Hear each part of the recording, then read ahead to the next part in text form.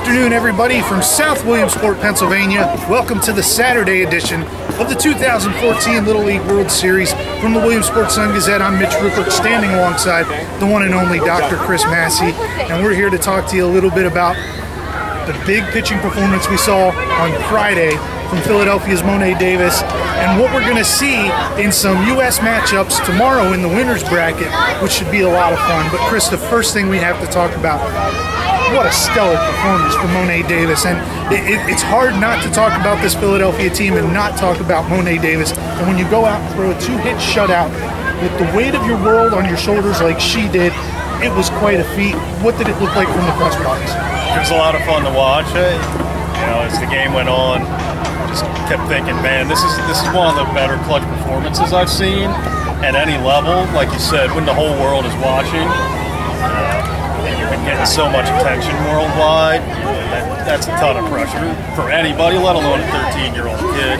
And she just owned the moment, got better as the game went on, total command. She had them baffled, off balance. Brilliant. I mean, she says basketball's her future, but man, I think where she is now, where she could be if she keeps up on this upward projection, the sky's the limit. You know, maybe she could win the pros someday. It's amazing to me to see all the media requests that have come her way, and she doesn't seem to enjoy maybe the spotlight, but she's really embraced it. I mean, she went out there like a big leaguer in the World Series and just harnessed the moment and made it her own. How much do you think it helped to get the 3-run homer from Jared Sprague-Lott in the first inning? That was huge, just to get a cushion like that. Not just a 1-run lead, but a 3-run lead. Knowing that she's got a great defense behind her, their whole defense, outfield, infield, played great yesterday. So I think that was a big load off her back. No, but even if it was nothing, as tough as she's been throughout this whole run, I think she would have been okay. But anytime you get a 3-run lead before you even take them out, that's a nice plus. We're looking at 2 games tomorrow on the U.S. winners bracket side, which should just be phenomenal. First, you have the Philadelphia team from the Mid-Atlantic playing Pearland, Texas from the Southwest, which should be a great game. I'll be interested to see who Philadelphia throws. On the other side, you have the Jackie Robinson West Little League from out of Chicago after that dominant performance against Las Vegas, Nevada, the team you picked to win it all. Let's get a little punny here, Chris. What are the odds that you think Nevada can slow down this Great Lakes offense and maybe pull out a win here? I think they're good. I mean, I think it's a toss-up.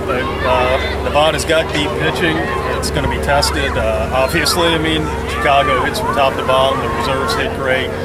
So it's a classic matchup of great pitching versus great hitting. I don't think they're going to completely shut them down. I don't know if anybody can completely shut them down, but I think if they keep it 4, 5, 6 runs, they're going to have a good chance, because Nevada can hit too, especially the first 4 hitters in the lineup are really outstanding. So that's going to be a lot of fun. I mean, I kind of wish the games were reversed. They're the first game, Philly, Texas is the second game. As great as Philly, Texas is going to be, I think that's kind of the undercard to Chicago, Nevada, because I think those are the 2 best teams on the U.S. side. I could be proven wrong, but from what I've seen early, I like those 2 the best. Word of advice to the Nevada team, don't throw a fastball for a strike to Pierce Jones. We already saw what he's going to do with that. I think the fun thing is, Chris, you look at these 4 teams on the winner's bracket side, and I think it's pretty easy to see any one of them coming out of the U.S. winning the U.S. championship. Is that how you see it? Yeah, all 4 of them are good. I would say Texas was the least impressive in their win last night, but they gutted it out. They found a way. They were resilient.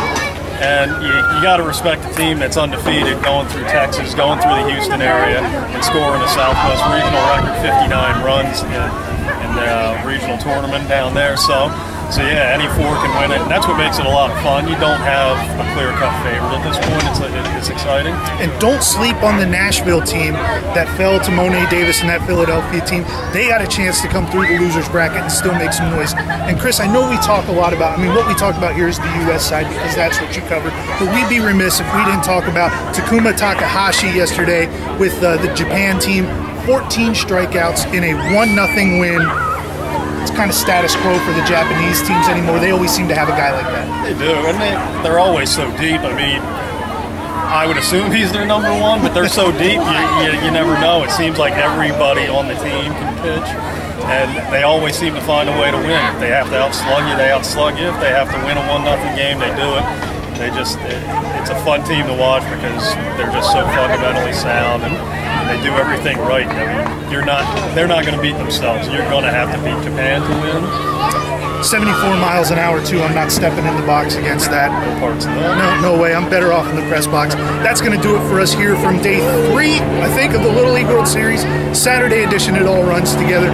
Read all of Chris's stories, Ben Burgandy's stories on the Sun-Gazette website at www.sungazette.com. We have a special Little League Extra section where you can get all those stories in one shot. Also, follow all the Sun-Gazette writers here on the grounds on Twitter. We'll be giving you little tidbits throughout the week. Plus, if you find us, some of us have Little League pins still to give away. I keep forgetting mine, but if you find me tomorrow, I will definitely have some to give away. For Chris Masse from the Williamsport Sun-Gazette, I'm Mitch Rupert. We'll talk to you later. Have a good one.